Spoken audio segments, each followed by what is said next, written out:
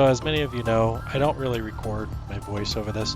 I usually have a voice cockpit recorder that records all the radio traffic, and unfortunately it was dead over the last week, so I have not been able to record anything in the cockpit, but I thought I'd do a voiceover so that you guys get a little bit more than just video.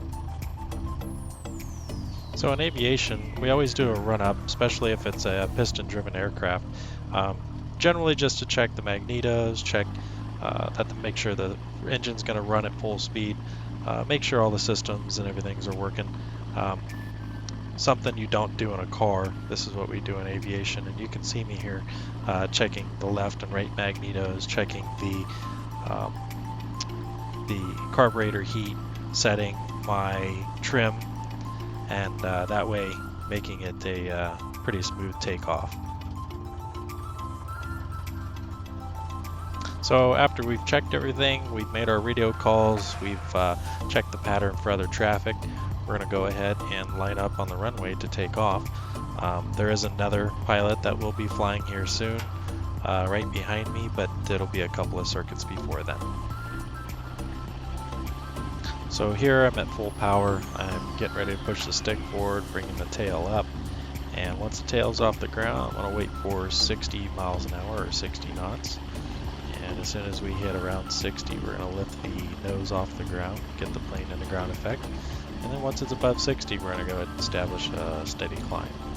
We're going to keep our hand on the power just to make sure that it doesn't back off and that we're at full power the entire climb. This thing only has a maximum of 500 to 700 feet per minute.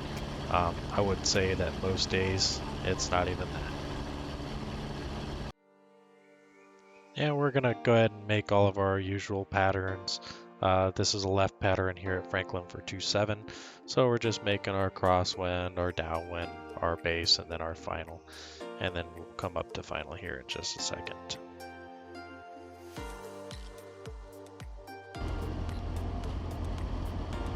So this day, the wind was blowing out of the west. And as we were coming up to the runway, you can tell I'm trying to weather vane to the west the whole time, just trying to keep it into the circuit.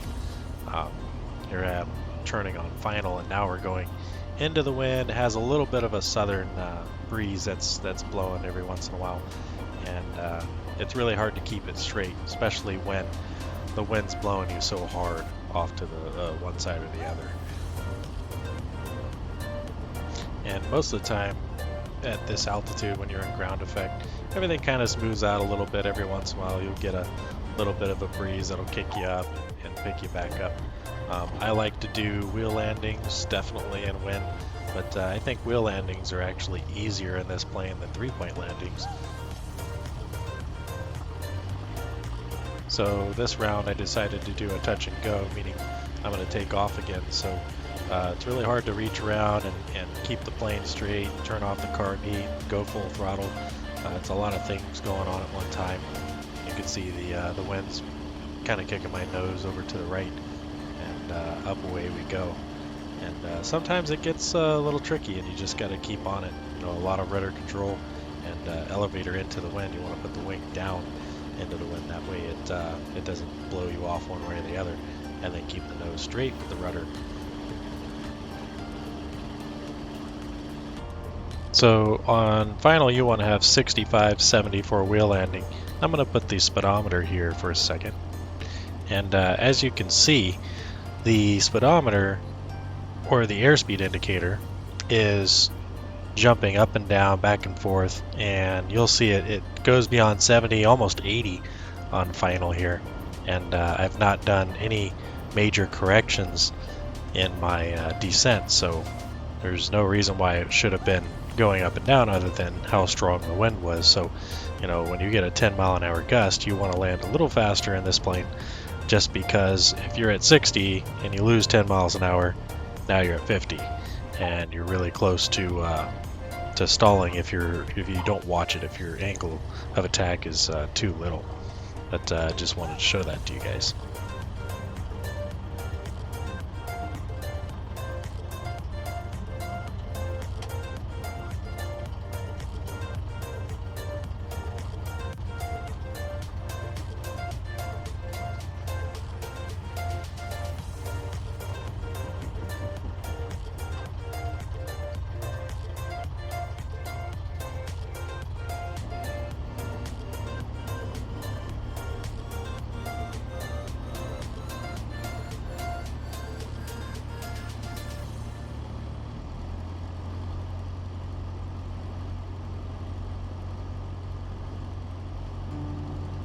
Now I wanted to skip straight to this landing because, as you can see, the wind's kind of blowing me around pretty good.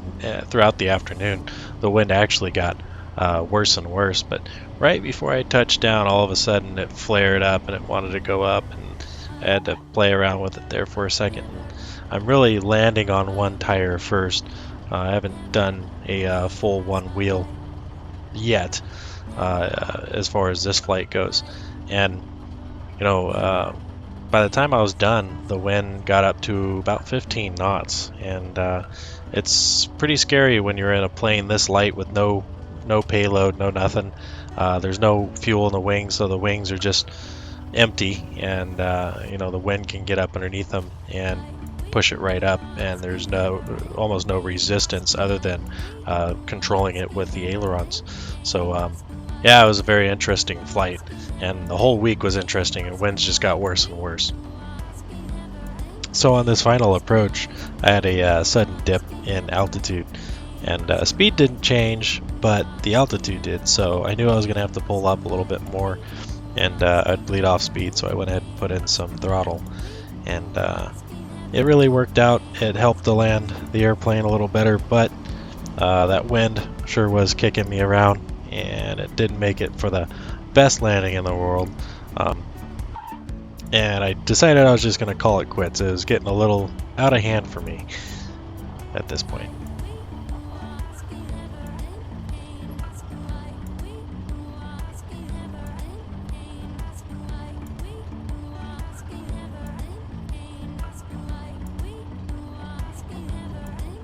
Well, I hope you guys are liking these videos. I don't have a Patreon or any kind of monetary support set up.